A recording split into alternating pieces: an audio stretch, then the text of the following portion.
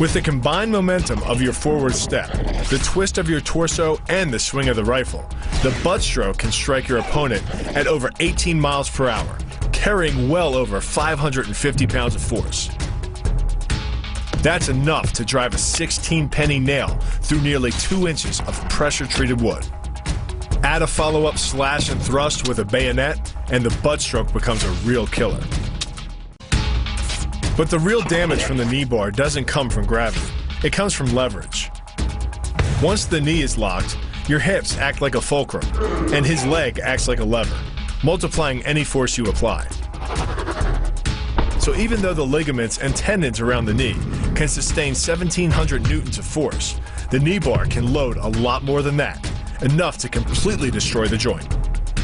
To do that, the Marine pushes his opponent at a location above the center of mass, while using his sweeping leg to create a tripping point, which is below his opponent's center of mass. Once the loss of stability has occurred, gravity does the work, and the damage. On the ground and on his back, your opponent is now vulnerable to any number of finishing strikes. Working much like a nutcracker, your forearm and biceps apply pressure to your opponent's carotid arteries. Located on either side of the trachea, these two arteries are the only way to get blood to the brain. It can take less pressure than squeezing an orange to stop the flow of blood to the arteries. And with no blood flow, the brain shuts down almost instantly. Fight over. The key to the double is to hit your opponent below his rib cage, which knocks him off his center of gravity. Wrapping your arms around his legs prevents him from regaining it. Your forward momentum, coupled with the upward thrust of your hips, gets your opponent airborne. Driving him to the mat can yield over 3,000 pounds of injury-producing force.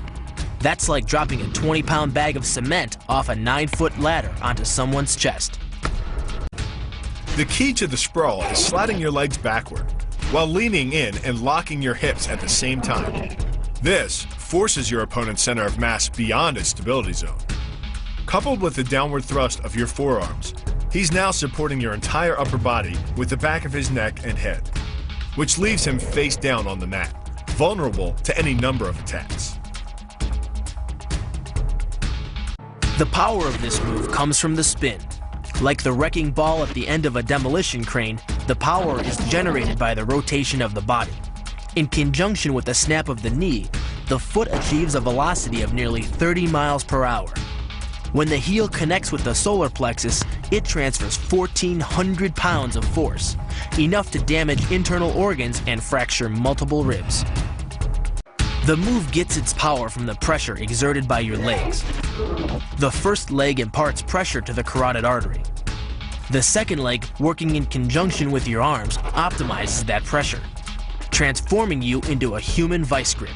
If your opponent doesn't tap out, he'll pass out. Much longer and permanent brain damage can ensue. The armbar is a combination of two levers. While your legs push up on your opponent's neck, your arms apply downward pressure to his trapped wrist. The opposing forces turn the elbow into an ad hoc fulcrum point. The armbar can result in a complete destruction of the elbow's articulating structures.